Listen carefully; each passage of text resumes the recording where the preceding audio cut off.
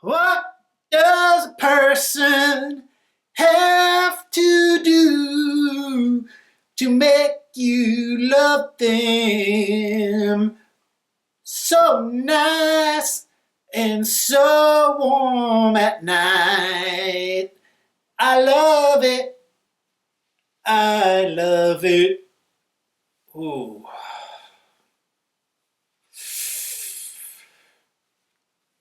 Just a tip, just some advice for anybody that wants to start up a YouTube show like mine.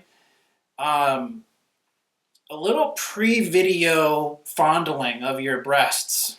It really puts you in the mood to just talk about stuff. It just puts you in that nice, relaxed state, yet aroused. It's really, it's really quite nice. Just don't get too aroused. I almost got too aroused there. But don't you hate those guys though? Don't you hate those guys that are like, oh man, if I was a girl, I would just be massaging my own boobies all day, every day, man. If I was a woman, I'd just be massaging my titties. Oh, I love it. It would feel so good, yeah. Like guys that say things like that, I say back to them, I'm like, no, if I was a woman, I would be strong and independent and I would do all the same things that you do as a man, okay? I would go to college. I would have a career. I would buy a home for myself. I would do all the things that you want to do, okay? I would learn how to kickbox.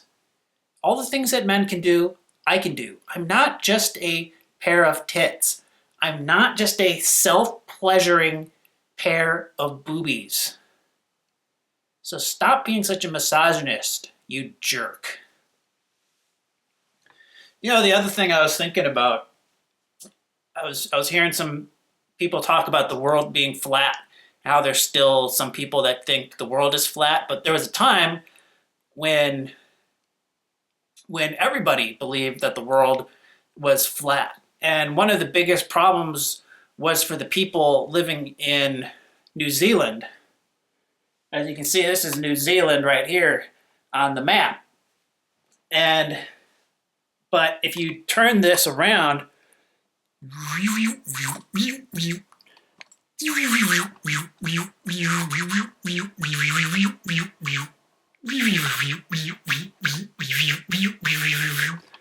at that. Look at that. There's another New Zealand over there. So there's two New Zealands on the map. So back in the day, 500 years ago, when people still believed that the world was flat, it was a major issue for people living in New Zealand because the people in New Zealand over here in this is West New Zealand, they were really curious what was going on in the other New Zealand and vice versa. I mean, wouldn't you be? I mean, if you lived in New Zealand, you would want to know what's going on in the other New Zealand. So these morons in New Zealand who thought the world was flat, they would take ships all the way across the world to try to visit New Zealand. And they were so stupid they didn't realize that it was the same island. And if they wanted to see the other side of the island, all they had to do is go like 50 miles. That's how stupid people were back then. So it's just a little piece of history, a little piece of geography.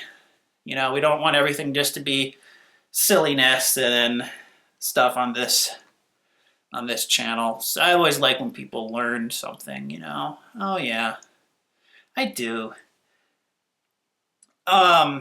So recently I was watching a beauty pageant, one of the major beauty pageants. And it's one of the beauty pageants that want to take themselves more seriously, not like Hooters, not like the Hooters pageant, but one of the main beauty pageants. And I noticed that beauty pageant contestants who are over the age of 18, I look at them and there's always something about them that seems fucked up. Like, I just always notice with all of them a major flaw. Rarely I find that these women are particularly what I would even consider to be beautiful women usually. They're just something off about them. And it makes sense because what are you doing in entering beauty pageants once you're an adult? I mean, I get it for if you're a kid or you're a teenager. I mean, what better things do you have to do besides go to school? I mean, if you can get out and go to a beauty pageant, fine. When like you're 27, when you're 27 years old, like there's got to be something very deeply wrong with you. There's got to be some deep kind of insecurity that exists within you, because why do you feel the need for this kind of validation to win a contest that says you are the most wonderful woman in the world, you're the most wonderful woman in the country, the universe, whatever? It's like there's something to me fucked up about that. But it makes perfect sense because once you're an adult, you're a 20-year-old, if you're a hot woman and you got a lot of other things going for you, you got a good mind, you're not going to waste time in beauty pageants. You're going to go to college and have the time of your life and try to put a real life together. You don't need that type of validation of a contest. So I'm telling you, and I'm not a guy that's hard on women's looks. I'm just saying, go look at the women in the beauty pageants. And I'm talking about Miss America and these things. They're kind of fucked up people. Look deeply. They're fucked up people. So, I don't know how many of you are germaphobes. I'm a big germaphobe. But I've realized with me, it's not really about germs. It's really just a psychological thing about touching and the transference of things that people touch. So one of my big problems is going to the store, going to the convenience store, going to the drugstore. It's hard for me because oftentimes the clerks there, I'll notice they'll lick their fingers sometimes. And I hate that because I'll notice that gas station guy, he'll lick his fingers and then he'll touch my bag of Chex Mix or he'll touch my bag of combos, and it grosses me out. It just does. Because here's why. So you lick your fingers get your saliva. Now you're touching my bag. So now there's saliva on this bag. So I come home, I take my bag of Chex Mix out, and I'm eating it while I'm watching TV. And so now I'm touching the bag, and now your saliva's on my hand while I'm eating, for one. But also, once I'm done eating, I'm liable to touch my penis at some point. Because think about it, when you're alone, you're either eating or you're touching your penis. I mean, how much time, if you're alone, how much time really goes by where you're not either snacking or touching your penis? Very rare. So now your saliva has now transferred from the bag to my hand, and now it's on my penis. And now let's say I get a call in the middle of the night from some woman, and then I go over and visit some woman, and I have unprotected sex. Now I've put your saliva, which is on my penis, now it's in her vagina, and it's mixing in with the sperm and everything. So that's what you got. So that's why it drives me crazy. That's why I hate it. You get it? It drives me absolutely crazy, man. What are you supposed to do? No way around it. So understand, ladies, if you have unprotected sex, there's liable to be many different people's spit inside of you. It's a good lesson for today, if there is one. I say a lot of ridiculous stuff on here, and it goes really to my personality. My personality, I was the kind of kid growing up where I would get to class, and if I got to class before like a girl got to the class, maybe it was a girl that I liked, I would go sit down on the girl's desk in front of the other kids, and I would position myself. I'd put my ass on her desk, get it nice and tight on there, and I just would let a huge fart rip on the desk, loud, and it would make everybody laugh, get a huge laugh out of everybody. I would love that. But then the girl would show up, and then people would be like, "Hey, Tim farted on your desk," and then I'd get embarrassed. And I'd get so embarrassed. I'd get so shy. I would, and I would just, I'd get really quiet and go up into a shell. So that's sort of my personality, where I like to do crazy stuff, but then I get very embarrassed and very shy very easily as well.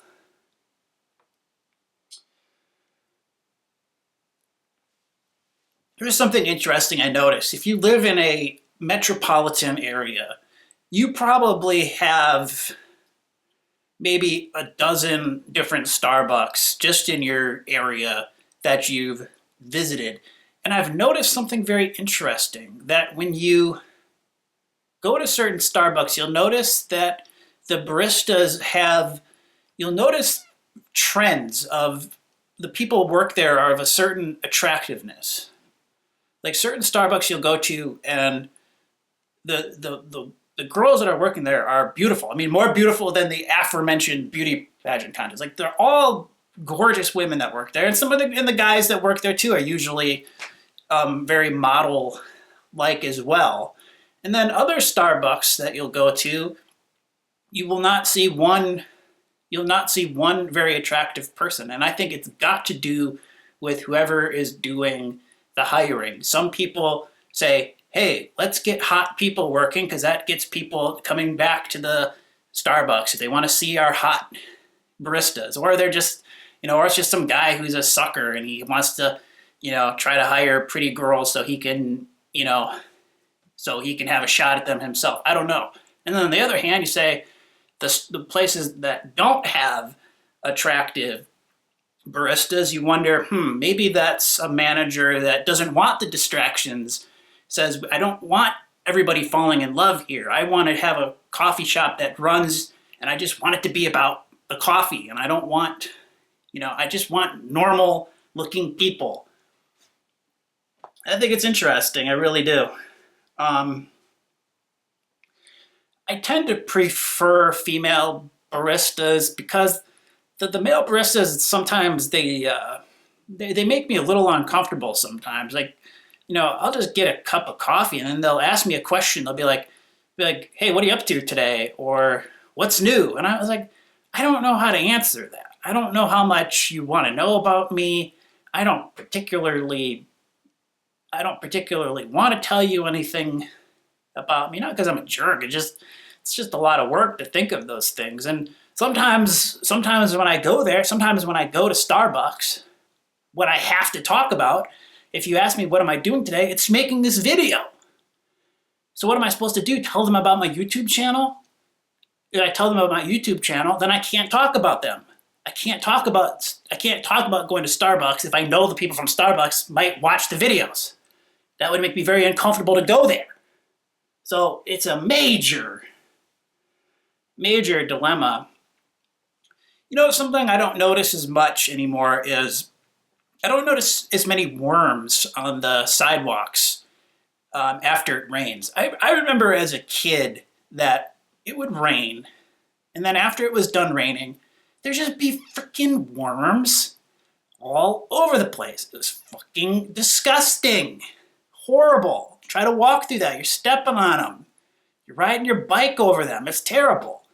I don't notice it as much anymore. I'll notice a couple worms here and there, but I think the worms have finally started to learn. I think that worms have gotten used to sidewalks, whereas it took them a while because sidewalks were kind of a new thing. So that, back, in the 1900, there probably wasn't really sidewalks so much. They weren't as prevalent. Now there's sidewalks everywhere. So I think the worms are starting to learn If it rains, don't go on the sidewalk. It's a bad idea. You get run over, you get stepped on. It stops raining, it dries out, you dry up and you wilt away in the sun. Don't go on the sidewalk. What's going on with these worms, anyways? Why do they have so much trouble in the dirt when it's raining? They seriously can't handle when it. Shouldn't they have evolved a way to be underwater a little bit? What's going on with the worms, man? What a weird organism the worm is. You ever try to cut one of those in half? You can cut the worm in about three pieces. If you're a kid watching this, it's a lot of fun. I don't know if it's cruel. I don't think so. Yeah, you can cut a worm up into multiple pieces, and it will still, all three pieces will be alive. It's pretty cool. So how about something a little on the deeper side here? For those of you who have watched the movie Ghostbusters, there is a part in the movie where the Ghostbusters are forced by the demon to choose their destructor. And they can think of anything to be the destructor. And they chose the Stay Puffed Marshmallow Man to be the destructor. And it made me think that's a lot like life. Whereas people, we choose something. We will choose something to be our destruction. We will choose something that will ruin us. And it can be anything. And I think we are going to choose something, So it's why people get into bad relationships with people who they know are going to hurt them. It's why people develop drug problems. It's why people develop gambling problems. It's why people become violent. Like, people choose some vice because there's something inside of them. There's all this negative stuff, trauma from the past. And as people, we need to seek something out in our environment that embodies what we feel on the inside, and then we sort of want to take it on. We pick that thing out because we need it to essentially kill who we are. And sometimes it's a good thing. I mean, sometimes it's good. For instance, you have to go through some bad relationships with people that just devastate you, because you have to go through that devastation to then move on with your life and grow into a different person. So, not exactly a funny observation there, but I just was thinking about the Stay Puffed Marshmallow Man, and just reminded me of that. So, I met this woman, and I was getting along with her really well because she really was a big fan of NBA basketball, and I'm a big NBA fan. I love basketball. I love professional basketball, and so did she. And she was telling me that she was something of a groupie. So she would go around and stay at the hotels and try to meet the players and try to form some kind of relationship with the players on the team.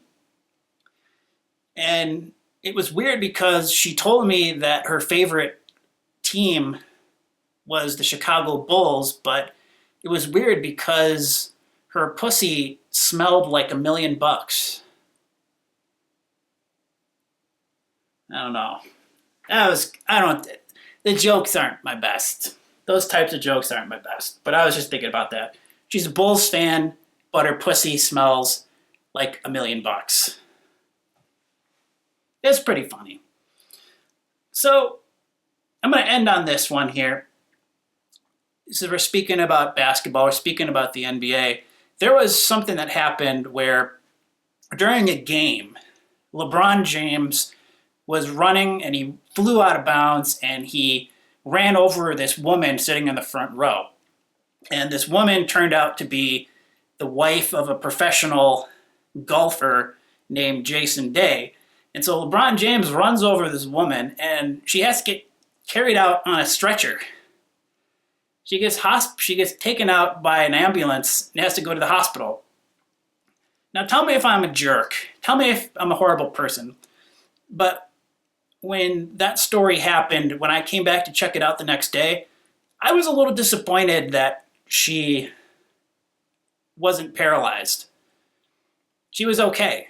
And you ever have that where you're kind of hoping for a story to just turn out really horrible? You just want bad things to happen. And I was thinking, man, am I horrible? And I say no. I say no. I'm actually something of a hero for that because here's why. In this life, in our existence, bad things are going to happen to people, okay? Horrible, horrible things are going to happen. It's never going to stop. It's always going to happen. So let's take, for instance, people getting into an accident and becoming paralyzed. It's going to happen to a certain number of people. Now, it can happen to completely irrelevant people or people who have absolutely no fame whatsoever, and we can just never hear about it. Or bad things can happen to somebody who is famous, and it can happen in a situation that gets a lot of attention. So for me, I want to know about the bad thing happening. I don't want to not know about it. Some people don't want to live in a world where they even want to hear bad things. I want to know that because why not? Bad things are going to happen. Shouldn't it at least be a great story? Something that everybody can follow and get into. And it could potentially be inspiring. I mean, say LeBron James paralyzed this golfer's wife. It would be awesome. You know, like the next golf tournament, she would be wheeling around in her wheelchair. LeBron would feel so terrible. He would show up to the golf tournament. He would be pushing her around, and you know, the golfer would be all inspired trying to win, and it would be a fantastic story. So why not? Some people are going to get in horrible accidents. It can happen to any of us. At least if it's going to happen, let it be a great story so there's some benefit to that. So since I started thinking about it like that, I was actually kind of proud of myself for wanting Jason Day's wife to be paralyzed by LeBron James. So, what'd you think of this video? Huh? Little bit of everything. Little bit of everything. Okay. Ooh, till next time, post fondles.